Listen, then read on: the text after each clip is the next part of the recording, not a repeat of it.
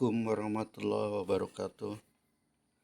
Anak-anak yang soleh dan soleha, tidak lupa marilah kita mengucapkan puji syukur Alhamdulillah kehadirat ilahi yang maha kuasa, sehingga kita sampai saat ini masih diberi karunia kesehatan sehingga masih dapat melaksanakan kegiatan belajar kita, masih dapat kita menuntut ilmu, belajar untuk mendapatkan ilmu-ilmu yang bermanfaat. Salawat serta salam semoga dilimpahkan kepada junjungan kita Nabi besar Muhammad SAW beserta keluarga dan para sahabatnya. Kali ini kita belajar mengenai menghindari minuman keras, judi dan pertengkaran. Jauhi minuman keras dan narkoba apabila ingin selamat. Kajian menghindari minuman keras, judi, dan pertengkaran dalam Al-Quran. Indikatornya pertama, dapat membaca Al-Quran tentang minuman keras, judi, dan pertengkaran. Berikutnya, subindikatornya memahami hukum bacaan qalqalah yang ada pada dalil nakli tersebut. Yang berikutnya, menghafal atau hafal ayat Al-Quran tentang miras, judi, dan pertengkaran. Kemudian dapat mengartikan mufradat atau kata-kata ayat dalam Al-Quran tentang minuman keras, judi, dan pertengkaran. Yang berikutnya, dapat menerjemahkan ayat Al-Quran tentang minuman keras, judi, dan pertengkaran. Kemudian, memahami kandungan. Ini artinya dapat menjelaskan kandungan ayat dan hadis terkait minuman keras, judi, dan pertengkaran. Itu indikatornya. Indikator selanjutnya adalah indikator sikap. Dapat mengamalkan dan membiasakan akhlak mulia menghindari minuman keras, judi, dan pertengkaran. Indikator sikap mulia yang ingin dicapai, pertama, mencintai Al-Quran. Kedua, senang menciptakan suasana damai. Yang ketiga, menjauhi minuman keras dan narkoba. Yang keempat, menjauhi segala bentuk perjudian. Dan yang kelima, menjauhi bullying, kekerasan, dan pertengkaran. Mari kita renungkan, wahai anak soleh, ketahuilah bahwa Islam melarang keras umatnya mengkonsumsi khamr, minuman keras, narkoba, dan sejenisnya. Mari renungkan, wahai anak soleh, ketahuilah bahwa Islam melarang keras umatnya mengkonsumsi khamr, minuman keras, narkoba, dan sejenisnya. Minuman keras, narkoba, dan zat adiktif lain, zat yang membuat ketagihan, akan merusak fisik dan mental. Di samping itu, orang yang demikian juga akan malas bekerja dan tidak bisa mengendalikan keuangannya untuk membeli minuman dan zat-zat terlarang tersebut. Orang yang sudah ketagihan akan melakukan apapun asalkan minuman keras dan zat terlarang itu bisa didapatkannya. Sungguh, mari kita berlindung kepada Allah Subhanahu wa Ta'ala agar terhindar dari minuman keras dan zat zat terlarang ini. Selain itu, wahai anak yang berakhlak mulia, jauhilah judi. Pernahkah kamu mendengar kabar bahwa sebuah keluarga menjadi berantakan karena orang tua mereka suka berjudi? Hal ini sangat sesuai dengan hasil dari suatu penelitian yang dilakukan oleh Universitas Melbourne, Australia. Penelitian itu menyimpulkan bahwa hampir setengah dari anggota keluarga yang memiliki kebiasaan berjudi mengalami kekerasan. Sejumlah kerabat bahkan melaporkan bahwa mereka sangat frustasi dengan masalah judi. Keluarganya menjadi hancur dan anak-anaknya yang menanggung penderitaan berkepanjangan. Nah, sekarang kita menjadi tahu kalau anak-anak dari keluarga yang memiliki kebiasaan berjudi ternyata terancam menjadi objek kekerasan daripada kasus kekerasan terhadap anak pada umumnya di masyarakat. Bagaimanapun, yang namanya kekerasan, pertikaian, dan pertengkaran tidak dibenarkan dalam ajaran Islam. Selama persoalan dapat diselesaikan dengan cara damai, kita diperintahkan untuk menyelesaikan dengan cara damai. Kekerasan hanyalah akan menyuburkan benih-benih dendam yang berkepanjangan dan tidak berujung. Hal ini tentu membuat kehidupan kita menjadi tidak nyaman. Padahal Allah Subhanahu wa taala menghendaki agar manusia dapat hidup berdampingan dengan aman, tentram, damai, dan nyaman. Sebagai orang muslim, kita harus menjadi pelopor terwujudnya kedamaian di keluarga, di lingkungan tempat kita belajar, dan masyarakat sekitar. Perhatikan dialog Islami ini. Arif, Assalamualaikum Yahya. Yahya menjawab, Waalaikumsalam. Kayaknya sedang asik nih. Arif berkata, iya, lagi mempersiapkan proposal kegiatan Sabtu depan. OSIS akan mengadakan kegiatan penyuluhan dari BNN. Yahya, oh gitu. Memangnya siswa-siswa sekolah kita sudah banyak terkena narkoba. Sampai-sampai mendatangkan BNN segala. Arif menjawab, bukan begitu, ini tindakan pencegahan. Kan seusia kita ini sebenarnya banyak yang tidak tahu narkoba itu dan bagaimana akibatnya jika kita memakainya. Oh, alhamdulillah, aku kira, kata Yahya, tidak meneruskannya. Kemudian Arif berkata lagi, di samping itu, ya, baru-baru ini aku dengar ada kakak kelas kita.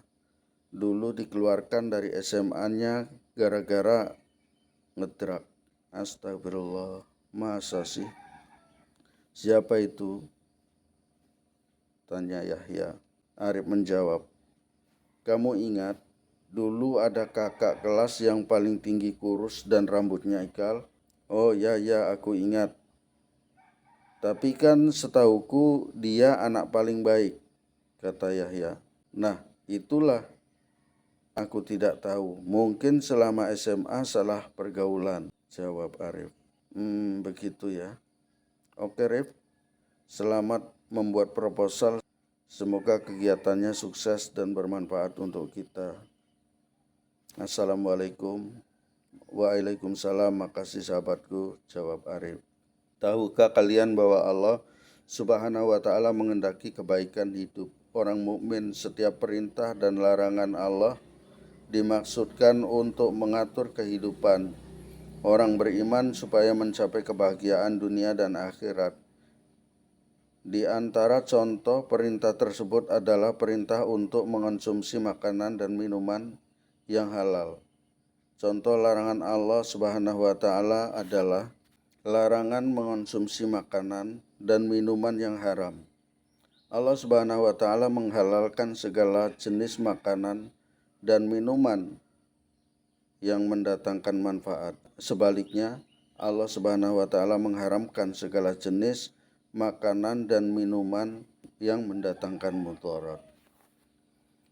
Pada kedua ayat ini Allah Subhanahu wa taala menegaskan larangannya terhadap minuman khamr, minuman keras, berjudi, mempersembahkan kurban untuk patung-patung dan mengundi nasib atau meramal. Secara tegas Allah melarang orang beriman mengkonsumsi makanan dan minuman yang haram. Di antaranya adalah Allah mengharamkan minuman keras atau khamr. Keharaman khamr ini juga ditegaskan dalam hadis Nabi berikut ini. An Ibni Umar anna Rasulullah sallallahu alaihi wasallam qala kullu muskirin khamr wa kullu muskirin haram, rawahu Muslim. Artinya dari Ibnu Umar bahwa Rasulullah sallallahu alaihi wasallam bersabda, setiap yang memabukkan adalah khamr dan setiap yang mabuk adalah haram.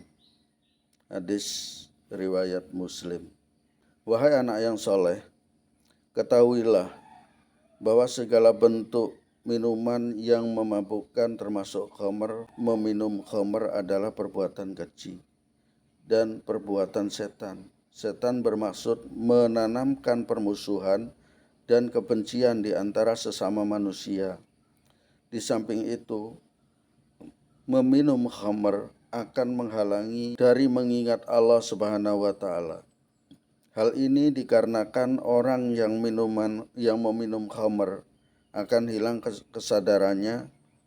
Allah menjanjikan keberuntungan bagi orang-orang yang menjauhi minuman keras. Wahai generasi muda penerus bangsa, jangan kalian biarkan diri kalian terjerumus dalam minuman keras. Jauhilah minuman haram tersebut. Ingatlah masa depan kalian masih sangat panjang. Jadilah pemuda yang beriman dan bertakwa kepada Allah Subhanahu wa taala.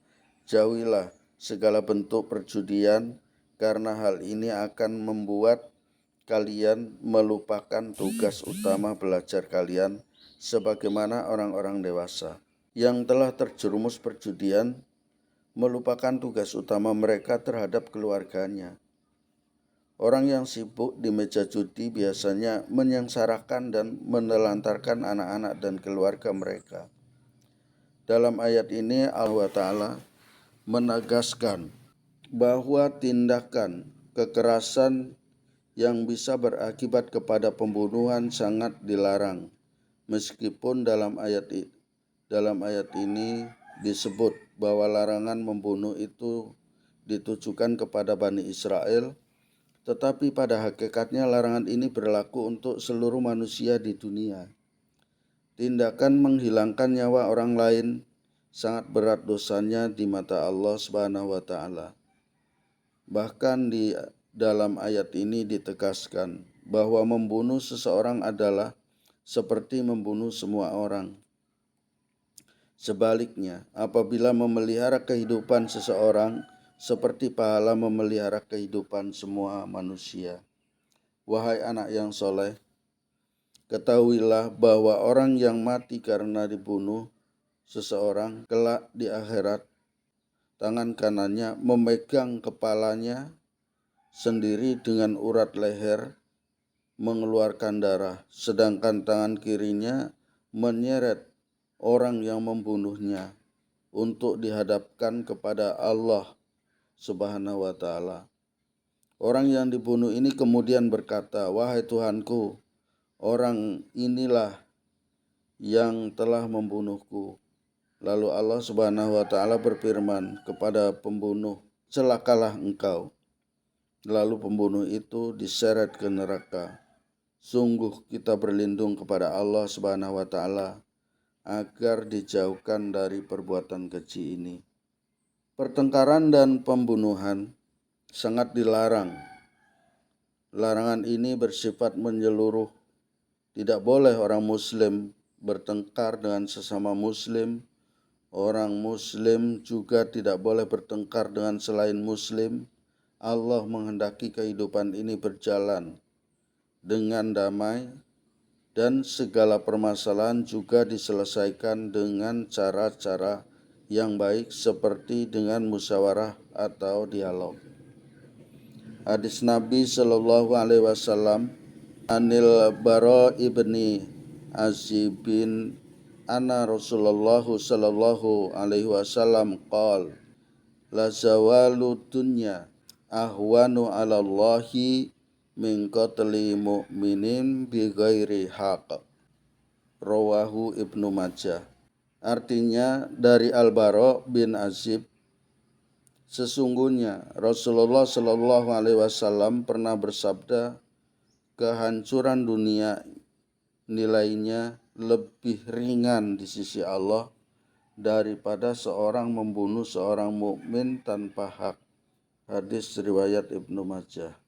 Silakan kalian membaca hadis tersebut dan pahami maknanya serta simpulkan isi kandungannya.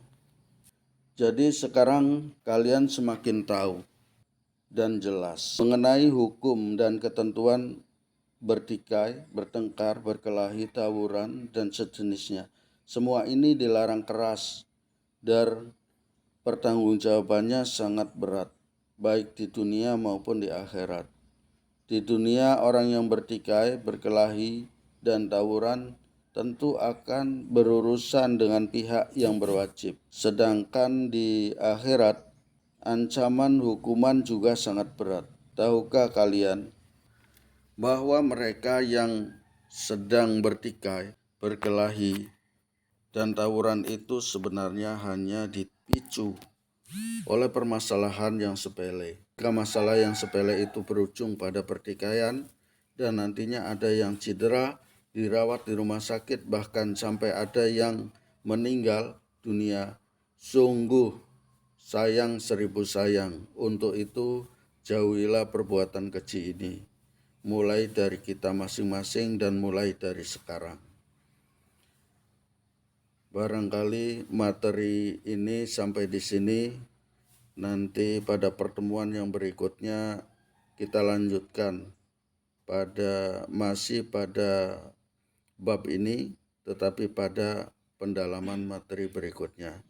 Bye-bye. Apabila ada pertanyaan-pertanyaan, silakan dibahas di dalam grup belajar daring kita. Selamat belajar. Bapak akhiri billahi taufik wal hidayah. Wassalamualaikum warahmatullahi wabarakatuh.